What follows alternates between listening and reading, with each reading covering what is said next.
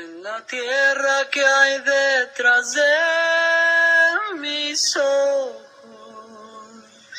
Territorio no es un pedazo de tierra nada más. No se puede definir con una sola palabra. Tiene que ver con dónde sembramos el maíz, dónde nacemos, dónde nos casamos, dónde tenemos los hijos.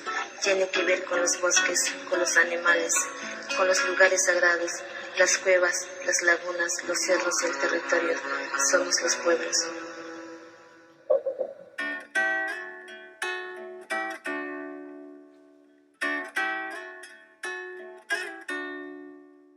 En mayo del 2012, Colombia firmó un tratado de libre comercio con Estados Unidos. Dentro de estas negociaciones se vieron comprometidos los recursos del agro colombiano. Boyacá, uno de los departamentos con más actividad agrícola del país, sufriría las consecuencias de la firma de este TLC. Hoy, un año después de haberse firmado este tratado, la realidad es evidente. Carreteras bloqueadas, paros en varios departamentos, enfrentamientos con la fuerza pública, escasez de alimentos en centrales mayoristas, comercios cerrados, desabastecimiento de combustibles, zozobra, manifestaciones masivas e indignación general. Uno de los puntos principales del pliego de peticiones de los representantes del sector agrario contempla una rebaja en el precio de los insumos utilizados en los cultivos. Pero, ¿qué consecuencias puede tener para la comunidad, los animales, aguas, semillas, plantas y suelos la firma de un acuerdo que reduzca los precios de los insumos? ¿Por qué el gobierno prioriza este punto como solución a la crisis generada por el paro agrícola en Colombia? El precio de los insumos, fertilizantes, a los plaguicidas. Vamos a rebajar a cero esos aranceles. Vamos a imponer una especie de libertad vigilada de precios. Reducir los precios de los insumos agroquímicos implica mayor acceso por parte de los cultivadores a fungicidas, herbicidas, fertilizantes sintéticos y plaguicidas elaborados y comercializados por compañías multinacionales como Monsanto, DuPont, Syngenta, quienes se benefician directamente de las transacciones comerciales del Tratado de Libre Comercio. ¿Con qué químicos, por ejemplo, se fumiga la papa?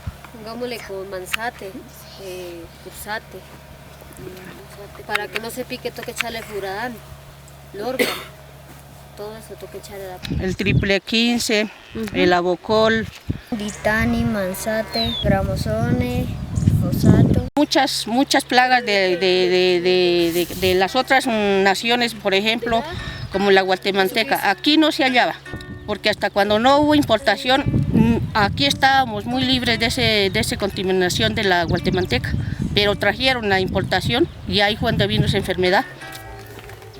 Mi padre fumigaba con eso. Eso hace como unos 40 años, 35 a 40 años. Empezaron a fumigar con todos esos líquidos. Por ejemplo, cuando está haciendo aire y uno fumiga, le llega todo eso a la nariz, eso es lo que le afecta a uno. Enfermedades, por ejemplo, como el cáncer al pulmón, pues que enfermo del pulmón de tantos líquidos, es lo primero que dice el doctor. No, es que lo que pasa es que se fumigan con los líquidos y no se protege, no sé qué, pero uno se protege ni por más, el tapabocas siempre ni por más alcanza a pasar. ¿Cómo sí, así uno les se empieza como a quitar, a levantar la piel. Una hacienda muy grande que sembraban papa, ya se intoxicaron, una vez se intoxicaron 15 obreros. ¿Cómo se intoxicaron? Pues solo fumigando y así con el solo olor el líquido lo marea un tocó echarlos para el hospital. Los agroquímicos son venenos altamente tóxicos. Reducirles los aranceles a estos productos pone en riesgo la salud de los cultivadores en el campo, así como la de los consumidores en las ciudades. Atenta contra el agua, el aire y cientos de especies de flora y fauna. Las medidas pensadas a corto plazo para solucionar la crisis terminan por agravar la situación. Nos urge encontrar una respuesta propia, un modelo de desarrollo desde el conocimiento ancestral, coherente con nuestro territorio y nuestra historia. Cada vez hay mayor influencia de las transnacionales agroalimentarias interviniendo en las medidas legislativas y económicas del país, favoreciéndolas y dejándolas por encima de los productores nacionales.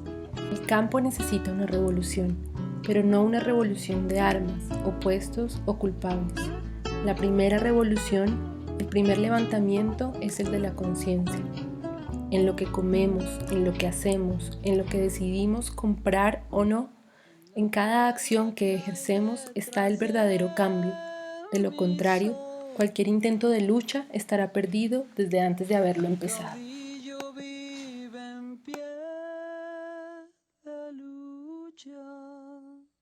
Defendiendo pueblos enteros de ideas mudas, asesinadas por ser diferentes a las de